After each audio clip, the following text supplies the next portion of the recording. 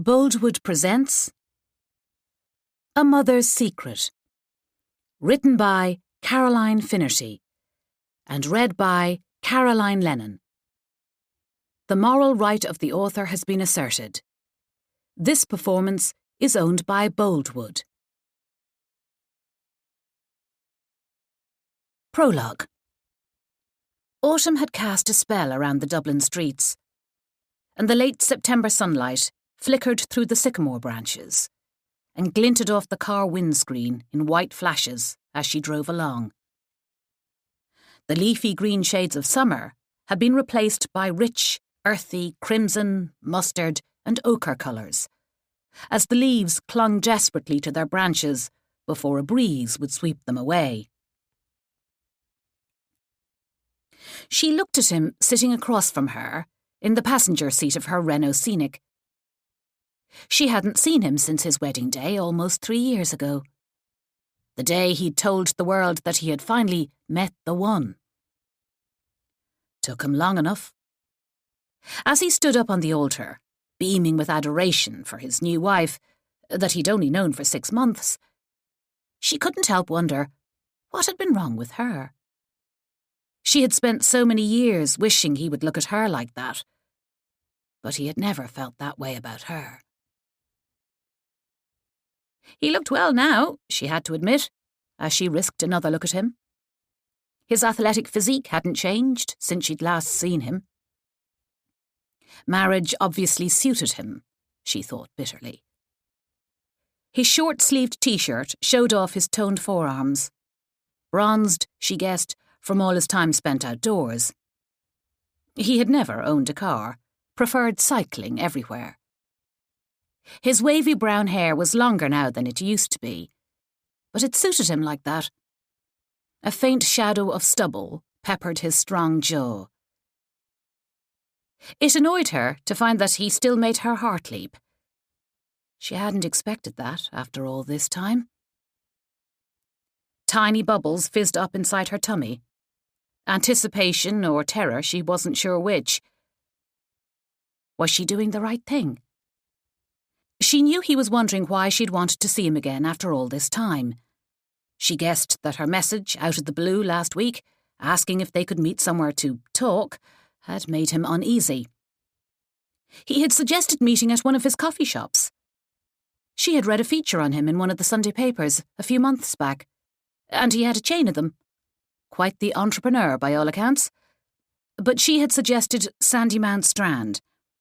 They needed to be far away from people who might know them, so she'd said she would pick him up from his office and they would go for a walk along the beach. As soon as he had sat into her car that morning, she could sense that something had changed.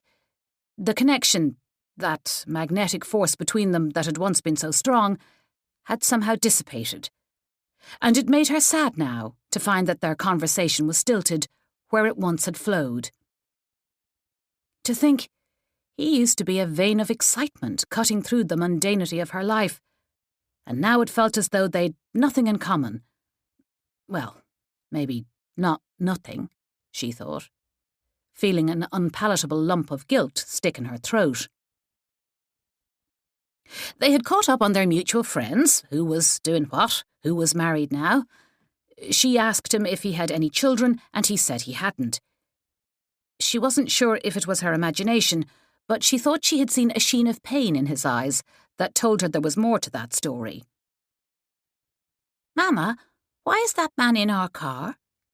Millie, her 3-year-old daughter, who was strapped into her car seat in the back, clutching her Peppa Pig lunch bag tightly, asked. She'd started play school a few weeks ago and was so proud of that bag, and had even taken it to bed with her the first day they had bought it. She should have been dropping Millie at play school that morning, but had decided at the last minute to bring her along with her. She had called her teacher and explained that Millie was going to be late, but now she was having second thoughts. Maybe this was a bad idea. She glanced nervously at her daughter in the rearview mirror. "He's just an old friend, sweetie." "But me want to go to play school." "We'll be going there soon, I promise." "Look, Rowan, "Can I ask what this is about?" he was saying. Now that they had got the pleasantries out of the way, he was getting impatient. He wanted to know the reason why she'd contacted him again after all this time. "There's something I have to tell you," she said, hearing a crack in her voice. That was all she was going to say for now. The car wasn't the right place to do it. She would wait until they reached the beach, where Millie could play and they could talk without the risk of being overheard. He was looking out the window now. She indicated and turned right onto the coast road. "Mama, look, the candy canes," Millie shouted from the back seat, pointing to the red and white striped pool-beg chimneys that had come into view in the distance. "Yes, there they are, sweetie," Rowan replied distractedly as she drove. The sea shimmered silver under the low morning sun, and in the distance, a container ship was lumbering across Dublin Bay. "Me like candy canes," Millie continued, chatting away. Rowan's head was in a spin as she thought about the conversation that lay ahead. She had been over it so many times. What would be the best way to tell him? But the more she thought about it, she didn't think there was a best way. "Mama," she heard her daughter say, cutting through her thoughts. She glanced in the rearview mirror and she could see Millie's concerned face. "It's okay, love. We're nearly there now," she soothed. "Mama," Millie called again, more impatient this time. "What's wrong, Millie?" She glanced in the rearview mirror at her daughter once more. "Up, Mama, up!" Millie was shouting at her now. "Jesus Christ, Rowan, look out!" His voice roared suddenly. Rowan switched her eyes from the mirror back to the windscreen and suddenly saw what they were trying to tell her. The traffic had stalled, leaving her car impossibly close to the lorry in front of her. Oh, God!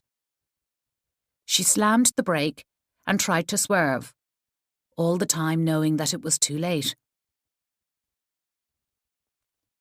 "Millie!" she heard herself scream, as every syllable was stretched out onto the air between them in slow motion. She was suspended there for a moment, just waiting, bracing herself for the impact. Seconds lasted an eternity, until finally the force slammed into her, even worse than she had anticipated. She was shunted forwards against the airbag like a rag doll, feeling the seatbelt slice into her chest like cheese wire, before being slammed back into her seat again. Her ears were ringing with the crunch and twist of metal, so loud. It seemed to last forever, and she wondered when it might end. Finally, the awful roar stopped, and there was just deafening silence. The last thing she saw was a blinding flash of silvery light before darkness fell over her. And she knew this was it, that it was her time to go. She didn't hear the frantic cries of Millie calling, "Mama!" She didn't hear him shouting her name over and over again. She didn't see the people helplessly watching the scene unfold from the footpath. The kind, shocked people who had rushed to assist them and dialed an ambulance. The people who tried to comfort a distressed Millie through the shattered glass, who was still sitting strapped into her car seat. She didn't see the stunned driver that they had crashed into as he stumbled out from his lorry and realised that one side of the car had gone under his vehicle. He held his head in his hands before collapsing in a trembling mess on the side of the road. She didn't smell the stench of cloying smoke and burning rubber.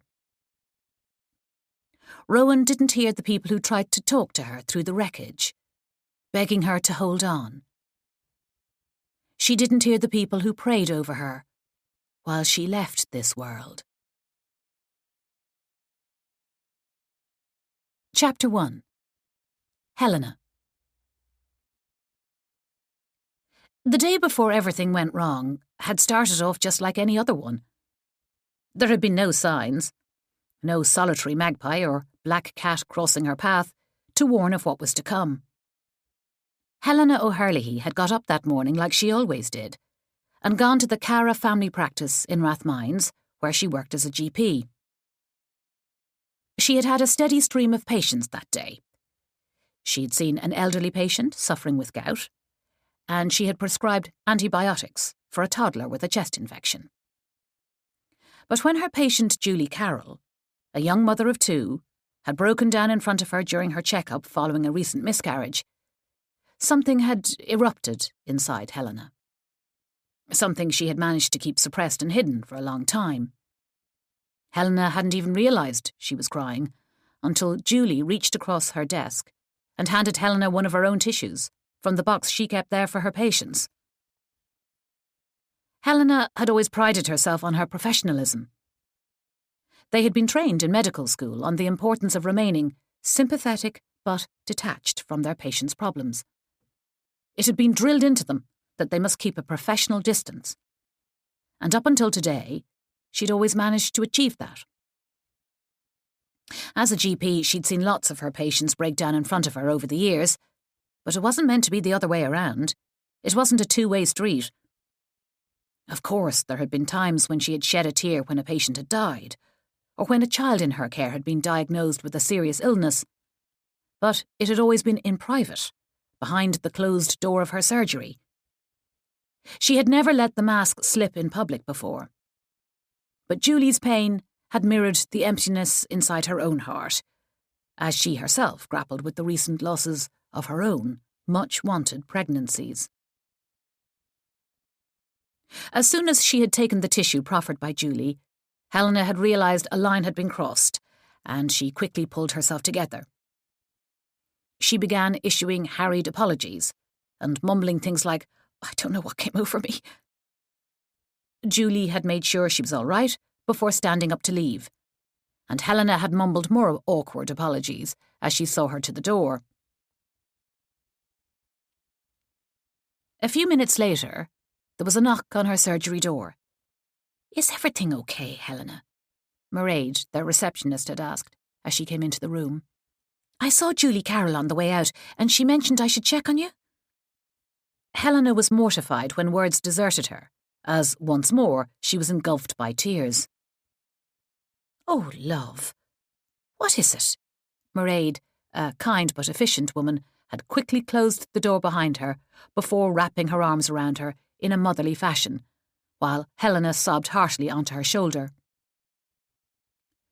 When Mairead had suggested that Helena should take the rest of the day off, Helena hadn't even put up a fight. She'd gone home and climbed into bed. It was after 9 when her husband James had arrived home, and he hadn't noticed there was anything out of the ordinary.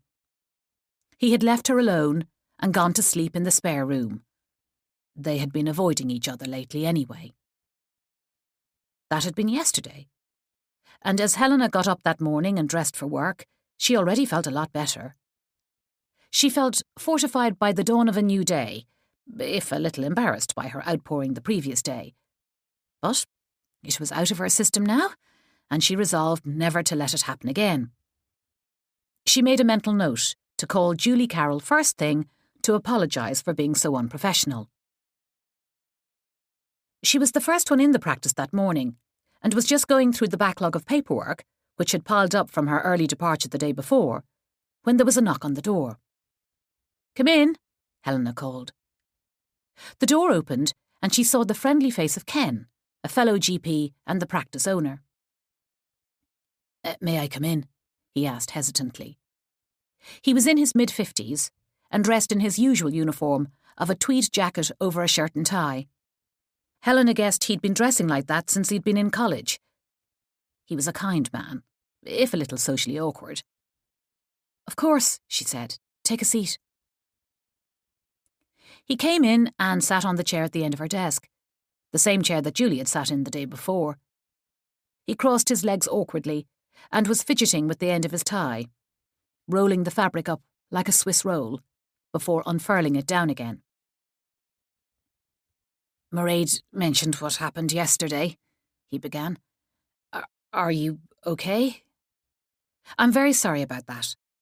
She cut across him straight away, wanting to end this conversation fast. She knew her colleagues would have had to fit in her appointments into their already overworked day, and she felt awful for leaving them in the lurch. "It never should have happened. I don't know what came over me. But don't worry, I'm going to ring Julie Carroll first thing this morning to apologise." "I've already spoken to Julie," he admitted, rubbing his salt and pepper beard now. "She was very understanding. She was worried for you." Helena felt herself bristle. She lifted a pile of paperwork and straightened the bottom edges against the desk. "Well, I will call her anyway," she insisted. Ken cleared his throat before speaking again. "I, think you should take a little time off, Helena." The words were uttered so quietly that she wasn't sure if she heard him right. "Sorry? I know you're going through some, difficult personal issues." He took off his glasses and began cleaning them on his woolen pullover. He knew about the miscarriages, of course. She had had to tell him, as she had needed to take time off to recover, not just physically but emotionally too. But he didn't know that the fertility clinic that they had been attending for the last 2.5 years had recently told Helena and James that they were unlikely to ever have a child of their own. She should have known from the way their fertility specialist, Dr. Bedford, wouldn't meet her eye when she had taken a seat across the desk from him that morning, that it wasn't going to be good news. She had noticed him shift a little in his chair, and her stomach had clenched as she'd waited for him to speak. "Helena and James," he had begun, "I'm sorry, but there's no easy way to tell you this." Icy sweat had broken out across her neck, and her heart had started to hammer. James had reached across from his chair, his palm finding hers. It had felt clammy, like her own. "Considering Helena's most recent miscarriage, I don't think it's in your best interests to continue treatment. Your body has been unable to sustain a pregnancy to date, and I think you really need to consider other—" He'd stopped for a beat. "Avenues, if you want to have a child." Helena had felt as though she was sinking through the floor. She hadn't been expecting that news, coming to the clinic that morning. The losses of the last few years had been devastating, but she was slowly picking herself up again, like she'd done so many times before. And she was ready once more to board that gruelling IVF train that would give them their much-awaited-for baby. "So what do we do now, then?" she'd heard James ask. But she knew what Dr. Bedford was saying. She was bracing herself for the impact. Dr. Bedford had continued. "After 6 miscarriages, most of them quite early on in the first trimester, I suspect a hyperactive immune system is the reason your body can't sustain a pregnancy. Your body is, essentially, attacking your own baby." "Surely there has to be something we can try. You must have something to stop it happening," James had asked, and the desperate note in his voice had nearly finished her off completely. "As you know, we have already tried immunosuppressant medication, which I'd hoped would be successful, but unfortunately not." He had paused and placed his hands flat on his desk. "I am conscious of your age, Helena. At 43, time isn't on your side," he'd said bluntly. "All things considered, I think the best option for you both to have a child is through either surrogacy or adoption." His gaze had switched between the two of them. "I'm sorry, I know that's not the news you were hoping to hear today." He'd exhaled sharply, making a little whistling sound through his teeth, as if relieved that he had now said the words that he'd been preparing himself for. But Helena had felt winded, like he'd just reached across his desk and assaulted her. A little rush of vomit had made its way up her throat. She'd pulled her hand away from James's and balled it into a fist on her lap. Dr. Bedford had continued then, explaining about how he could put them in touch with a surrogacy clinic abroad. But Helena hadn't been listening. All she had heard were the words that she would never be pregnant. She would never carry her own child. She would never share her body with another, nourishing them until the time came to meet one another. She would never get to hold her baby as it curled its tiny fingers around hers and breathe in its newborn scent. It would never happen for them. "But I've been so good," she'd wanted to rage and rail. She'd done everything Dr. Bedford had told her to do. She had given up coffee, forgoing her much-loved morning latte. She had tried meditation, acupuncture and reflexology. She had injected herself and taken so many drugs. But maybe she had missed some crucial step. Maybe if she had relaxed more, she'd always found it difficult. But God, it was hard to relax when all your dreams were hanging in the balance. She knew life wasn't fair, but she really believed that on some level, karma would see her right. If she was a good person on balance and played by life's rules, then it would all work out for them. But Dr. Bedford's crushing words had told her that there wasn't a happy ever after for them. And there never would be.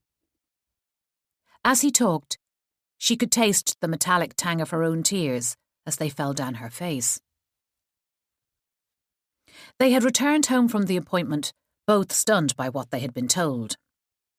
To be turned away as a lost cause really emphasised just how hopeless their situation was. Over the years in her job as a GP, she'd met patients facing the same crushing news as they were. But it was fair to say that nothing could ever prepare her for the awful finality of their own personal prognosis. What Ken also didn't know was that she had had a huge argument with James when she discovered that he had contacted a surrogacy clinic in Ukraine to get the ball rolling.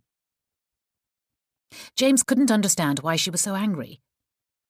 In his eyes, he was helping the situation by being proactive. He reasoned that the next logical step, if they wanted to have a child of their own, was to use a surrogate.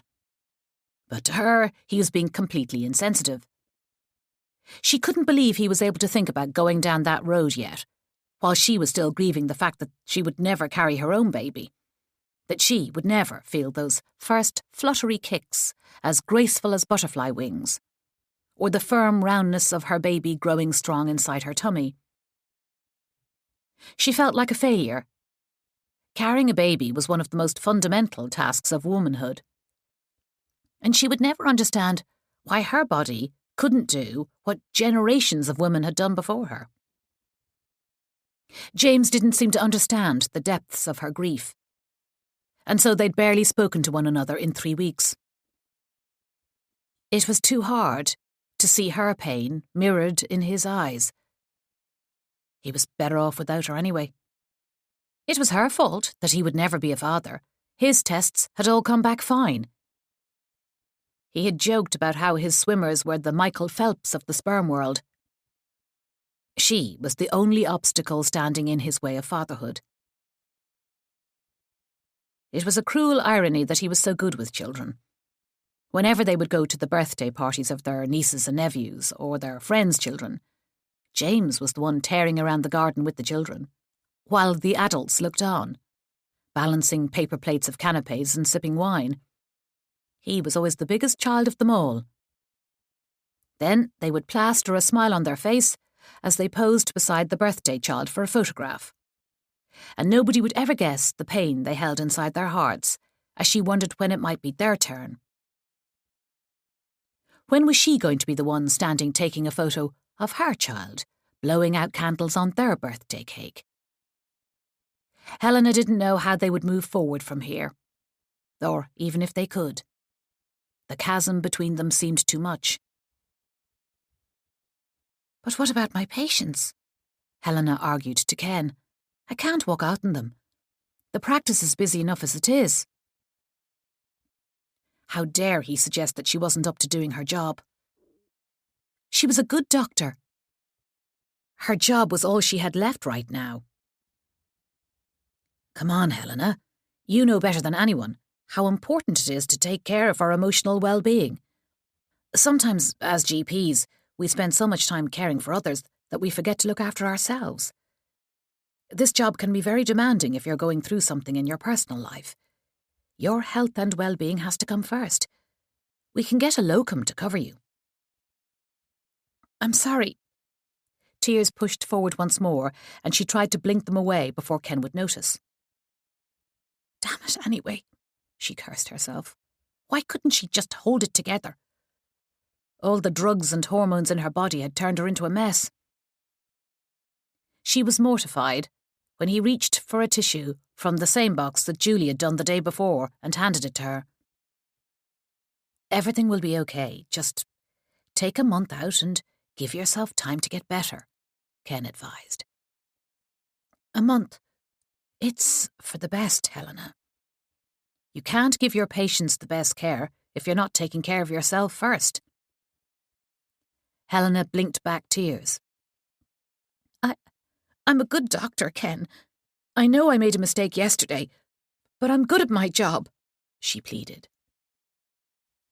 It wasn't just yesterday. He paused and wouldn't meet her eyes. There was that issue with the prescription for Mrs. Redmond last week, too. Helena had prescribed the wrong dosage level for an elderly patient. Luckily, it had been picked up by the pharmacist, who had phoned the practice to double-check whether it was an error. But Helena knew it could have been so much worse. She realised then that she didn't have a choice. The decision had already been made for her. Ken was right. She was a liability to the practice in her current state. When she wasn't breaking down in front of her patients, she was distracted. And lately, her brain was fuzzy and slow. Her head too full of grief to concentrate on anything. What if she made another mistake? One that wasn't discovered in time? Or if she misdiagnosed someone, or missed a crucial symptom? For the sake of her patients, she needed to get herself together. What will you tell people? She asked quietly, resigned to her fate. We'll just say that you need some personal time. They don't need to know anything more than that. She nodded, too upset to speak. How had she let this happen? Her personal life had seeped into her professional life, like liquid soaking through tissue paper. I respect and admire you greatly, and I know your patients do too, Ken continued. You are a much valued member of the team here, and I want you back feeling better. Okay? Okay, she sniffed as she dabbed the tissue at her nose. Ken stood up then and left her alone. As Helena gathered up her belongings, she took a moment to look around her office at all she was leaving behind. How had it come to this? She carried her GP bag in one hand and hooked her laptop bag over her shoulder before she made her way out the back exit of the practice without saying goodbye to anyone. She got into her car and drove home to their red-bricked Victorian semi-detached house on Abbeyville Road in Rathgar. She and James had bought it soon after they had got engaged.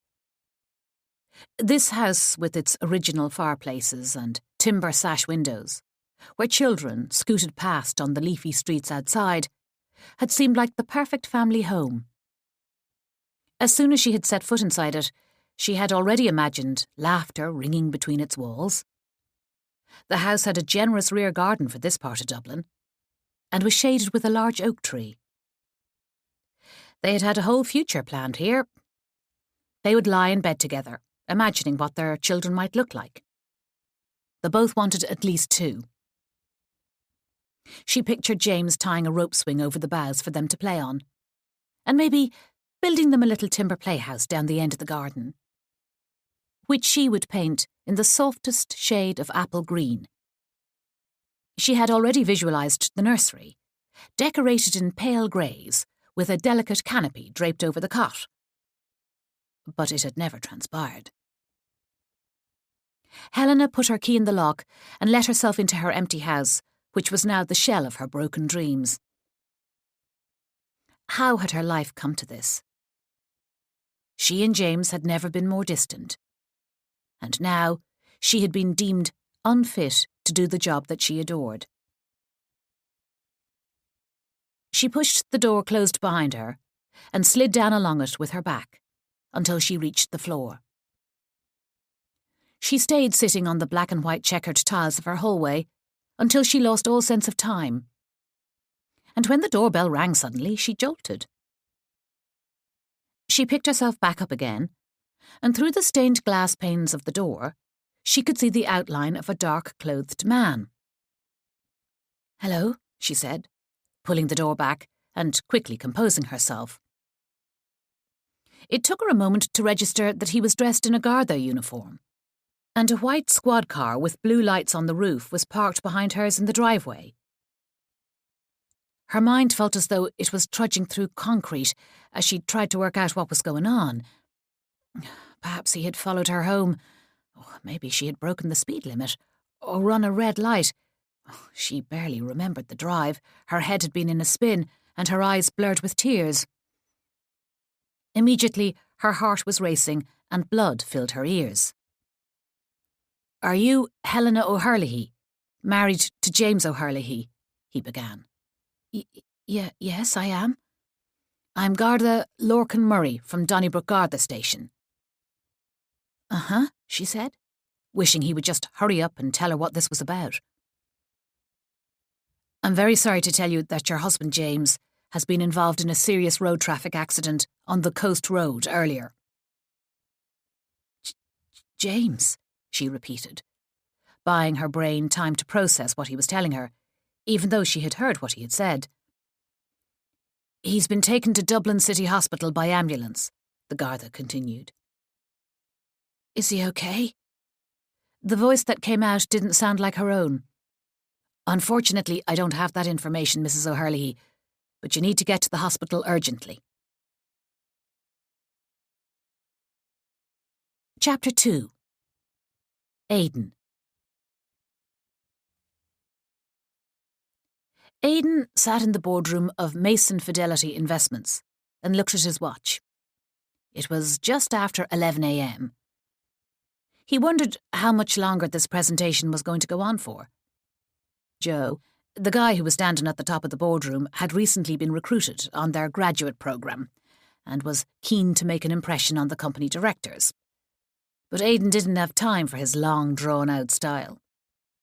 He needed to leave early that evening because his 14-year-old son, Callum, had a rugby match after school. Aidan had a lot of work to get through that day, and if Joe didn't wrap it up soon, he might not make it. He had missed the last match because he had got delayed in a meeting, and Callum still hadn't forgiven him for it, so he had promised that no matter what happened, he'd be there today. He looked beyond the boardroom glass, out across Dublin's International Financial Services Centre skyline, where the graceful arc of the Samuel Beckett Bridge spanned the broad mouth of the River Liffey just before it entered Dublin Bay. He could see other workers scurrying behind glass-fronted offices just like his, everyone busy and time-pressed and wrapped up in their own pressures and deadlines. "Aidan?" a voice was calling, jolting him out of his thoughts. He swung his head around from the window, and the strangest sight greeted him. A young female Garda, accompanied by Brenda, the company's receptionist, was now standing in the boardroom. Her inky blue utilitarian Garda uniform, with its blouson jacket and loose-fitting cargo trousers, was in contrast with the sharp-cut suits sitting around the boardroom table. She looked young, probably in her mid-20s. He was always remarking to Rowan that the Gardaí were getting younger, and she usually teased him that it was he who was getting older. For some reason, all the eyes around the boardroom table were fixed on him, as if waiting for him to explain what was going on, but he was as nonplussed as they were. "Aidan, this is Garda Rachel Sullivan. She would like to talk to you," Brenda explained eventually. She seemed nervous, on edge. She was sliding the circular pendant of her necklace over and back across its chain. "To me?" Aidan asked, dumbfounded. "I was wondering if we could go somewhere private," Garda Sullivan was saying now. "I have a meeting room free down the hall," Brenda said to the Garda, flashing Aidan an anxious look. "Take as long as you need," Richard, their chairman, said, with a wave of his hand. Aidan followed Brenda and Garda Sullivan down the corridor to the meeting room, wondering what the hell was going on. He felt mildly irritated at the Garda. He had so much to get through before he left that day, and this was going to set him back even further. Who did she think she was? Coming here in front of his colleagues and making a scene like this? He couldn't think of any misdemeanours he had committed. In fact, he'd never been on the wrong side of the law. It could only be a parking offence or something equally minor. He hoped they weren't causing all this drama for parking on a double yellow line, wasting taxpayers' money for something so insignificant. "Can I get you a tea or coffee?" Brenda offered as she brought them inside the meeting room. Aidan and Garda Sullivan shook their heads simultaneously, both waiting for Brenda to leave so they could get on with the reason for this visit. "Just to confirm, you are Aidan Whelan," Garda Sullivan began, once Brenda had closed the door behind them. Aidan nodded. "Look, can you tell me what this is about? I'm in the middle of a meeting." He just wanted her to get to the point. "Are you the husband of Rowan Whelan?" Garda Sullivan continued, unperturbed by his self-importance. She had clear green eyes, and her auburn hair was tied back in a neat ponytail. "Yes," he replied impatiently. "Can you please tell me what's going on here?" "I'm afraid I have some bad news for you, Mr. Whelan. Your wife and daughter were involved in a serious road traffic accident on the Coast Road shortly after 9 a.m. this morning." Aidan felt as though he was hearing her from one end of a tunnel. The words felt all wrong. What was she saying about an accident? He shook his head, trying to reorder everything. "Rowan and Millie?" he gasped. "Are you sure?" They wouldn't be on the Coast Road. That wasn't the route they would have taken.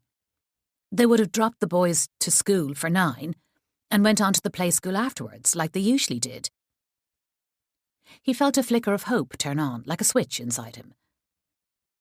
Maybe Garda Sullivan had got this wrong, made a mistake. "The car was registered in your wife's name and she was carrying identification. I'm so sorry, Mr. Whelan. It is definitely them," she stated solemnly, leaving him no room for doubt. No hope. Are they okay?" The words tumbled from his mouth. "I'm afraid they were both taken from the scene by ambulance. You need to get to Dublin City Hospital quickly," she advised. "I can take you there." The room around him seemed to shift and swirl. His ears were ringing with the words. She should have been taking her to play school, was all he could think of to say.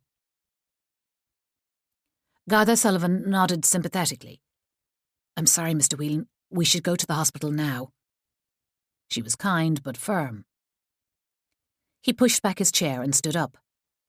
"I'll just tell Richard and the board where I'm going. You don't have time. You need to go now, Aidan," she urged. And Aidan saw by the crease of her forehead that this was serious. The thrust of her words suddenly plunged into him. The thought of his daughter, with her glossy hair and rounded sweet face, giggling when he'd caught her in the act of hiding a chocolate bar in her Peppa Pig lunchbag that morning.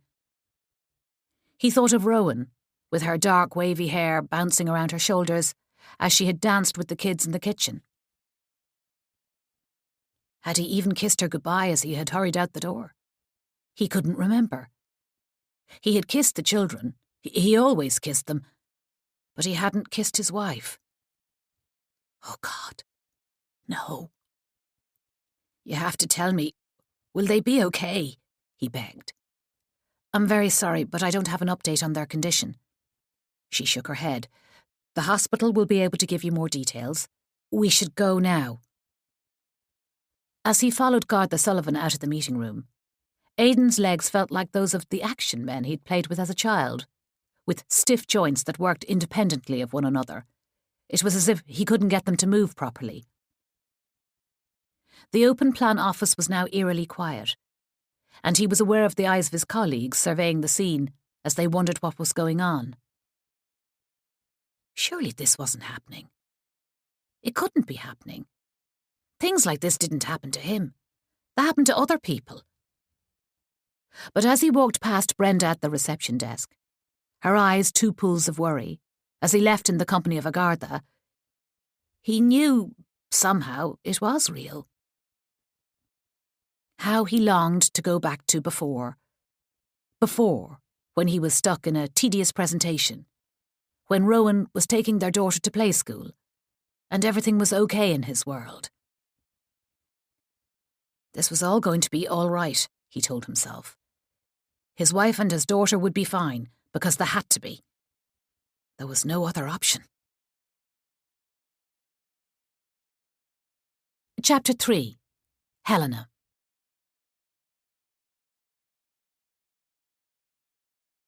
Helena sat in the back seat of the squad car, blue lights wailing through the city, towards Dublin City Hospital.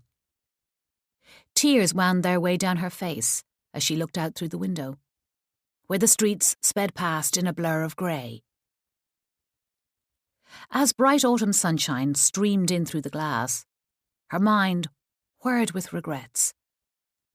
How she wished she could turn back the clock. Why had she shut James out? They had been living like strangers for the last 3 weeks. She should have talked to him, explained just how hurt she was feeling by his contact with the surrogacy clinic, instead of letting her anger speak for her. Why hadn't she listened to him on the many times he'd tried to explain himself over the last few weeks? Why had she stayed late in work to avoid seeing him? He might have handled things differently to her, but he was suffering too. With sudden clarity, she now realised he just wanted to solve the problem. By nature, James was a fixer, and he had thought he could do that by rushing straight into surrogacy. It wasn't his fault that she wasn't ready to consider that option. He wanted to wave a magic wand over their problems and produce a baby, like a magician pulls a rabbit from a hat. Abracadabra, 1, 2, 3. He clearly hadn't realised what a huge step it would be for her, or if she would ever be ready to go down that route. She had to go through a grieving process first, as she came to terms with the fact that she would never carry her own child. Now she wished more than anything that she could turn back the hands of time, because no matter how much pain she was experiencing, the thought that she might never see him again was so much worse than anything they had been through together. Why hadn't she been able to see all the good things she had, instead of mourning what could have been? Helena wasn't religious, but even so, she found herself pleading with God to give her another chance to put things right between them. She made a bargain with him that if he would spare her husband, she would never take his love for granted again. When the squad car reached the hospital, Helena flung open the door and ran towards the emergency department before the Garda had even turned off the engine. She had spent a rotation working here, so she knew what direction to go in.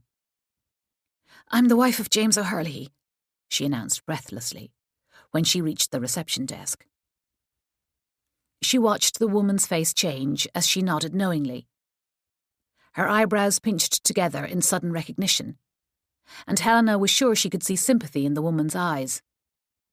It felt as though she had a brick sitting in her stomach. She knew that bad news was coming. "Mrs. O'Herlihy, if you want to follow me," the woman said, removing her reading glasses and getting up from her seat. Helena's heart was racing, and her legs felt as wobbly as a newborn foal's as she followed the woman down the corridor. Her breath snagged with every inhale. She knew where she was being taken. They were going to the room they used whenever they had to deliver bad news, the one with the red door. She remembered it from her time working here. She shivered as she recalled the families to whom she had had to deliver awful news to once upon a time. The pain and anguish on their faces would never leave her. They reached the door, and her ears were buzzing, as if a cloud of flies were swarming around her. She didn't want to go inside, where she knew her life would never be the same again. She didn't want to hear what they were going to tell her. How she wished she could pause life right here. If she could just stay right here in the corridor, plant her 2 feet on the floor and not move, then everything could still be okay. However, when the woman kept walking down the corridor, passing the red door by, Helena was confused. You mean he's not? Helena couldn't bring herself to use the word as she hurried to keep up with the woman. He's in theatre, Mrs. O'Herlihy. I'm taking you to the waiting area for family members. One of the medical team will speak with you to give you an update on his condition as soon as they are finished in surgery. A sob choked in Helena's throat. He's alive. Relief flooded through her. Although she knew he wasn't out of the woods yet, she would take this one step at a time, and right now, he was still here, and that was all that mattered. She followed the woman to a room at the end of the corridor, where several blue plastic chairs ran around the walls. She was the only one in there. The woman asked if she could get her tea or a coffee, but Helena shook her head. She knew she would probably just vomit it straight back up again. She was pacing up and down, reading the health posters absent-mindedly, when eventually a doctor with black wavy hair, clad in scrubs, entered the room. "Are you Mrs. O'Herlihy?" he began. "Please, just tell me how he is," she said quickly, not wanting to waste time with formalities. "I'm Dr. Chowdhury. Your husband is doing well, all things considered.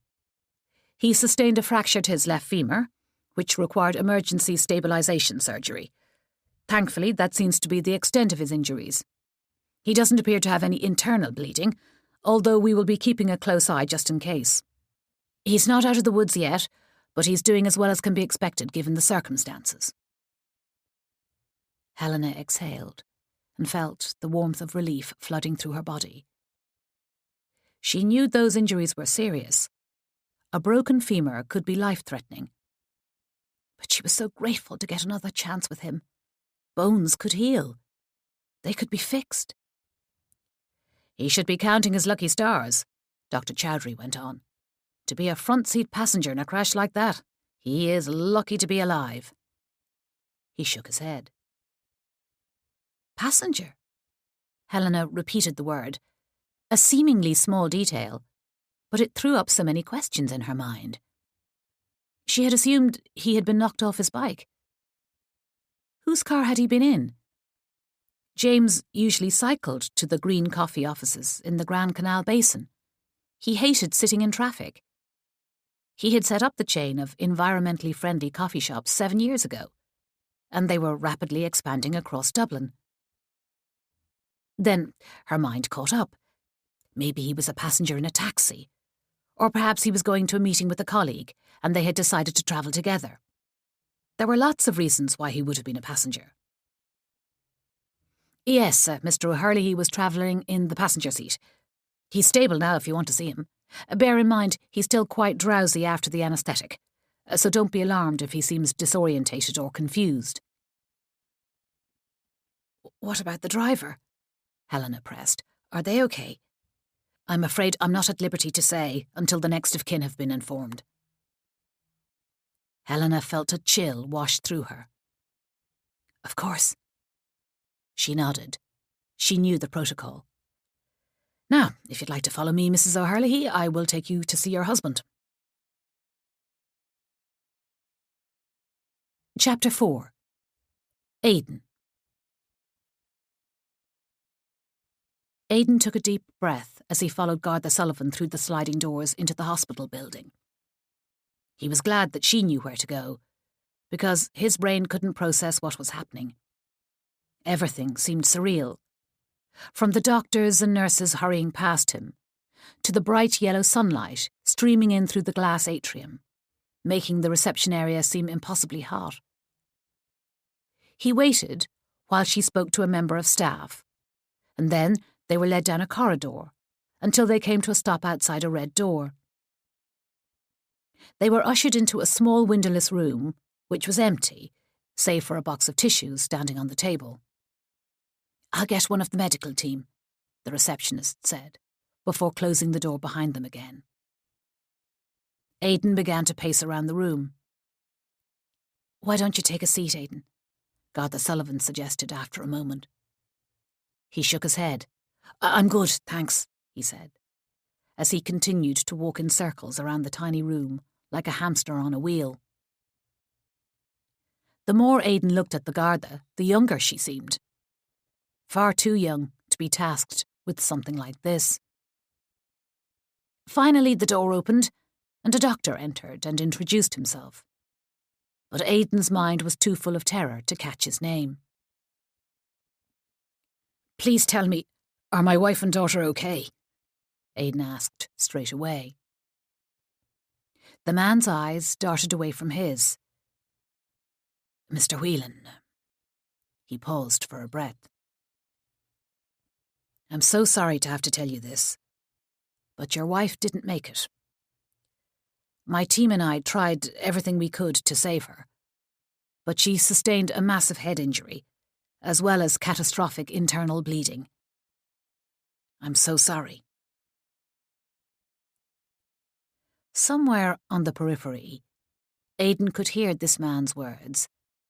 He could see the doctor's face studying his, waiting for a reaction to the news he'd just delivered to him. But Aidan couldn't process it. Was the doctor saying that Rowan was dead? His beautiful wife, so full of fun and life. How could that be possible? He wanted to open the door, walk out of this claustrophobic little room, run out of the hospital and back to their house, where, just a few hours ago, they'd all been sitting, eating breakfast together. But she can't be," he cried out, knowing how feeble it must sound. He placed his palm against the wall, afraid that he would fall to the floor if he didn't steady himself.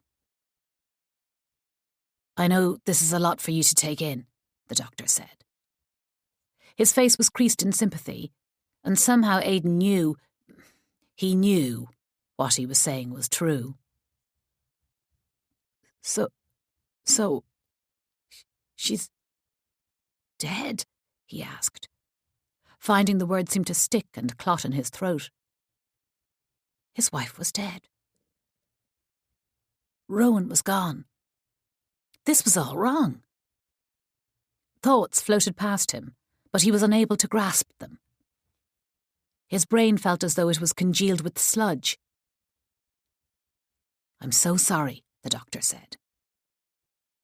Aidan thought he was going to be sick, as icy sweat broke out across his body. He made his way down into a chair and bent forward so that his head was cradled in his hands. He suddenly remembered Millie, and slowly he straightened up again. "My daughter, Millie, is she okay?" Aidan braced himself. If they told him that Millie was gone too, he'd never survive. "Your daughter is in a serious but stable condition," the doctor answered. "I can take you to her," he was suggesting now. Aidan nodded, trying to process it all. Garda Sullivan stood up. "Here are my details, Aidan," she said, handing him a business card. "I'll be your family liaison officer from here on, so if you need anything, please don't hesitate to get in touch. Once again, on behalf of An Garda Síochána, I wish to express my sincere condolences to you and your family." Then she shook his hand and left. Aidan began following the doctor, but it felt as though his feet weren't connected with the ground. They went into the lift and ascended to the next floor. His shoes squeaked along the rubber floors as he walked, until finally they went through the flap of a set of double doors signposted Intensive Care Unit. Aidan gasped when he saw Millie looking impossibly small, lying on the huge white bed. Her china doll face was swollen and bruised, and her left arm was in a cast. Machines beeped, and a tangle of wires and tubes trailed her tiny body. This was all wrong. It was so at odds with her toddler bed at home, with its fairy lights that Rowan had entwined around the frame. Aidan felt himself land in the present with a smack. He had just been told that his wife was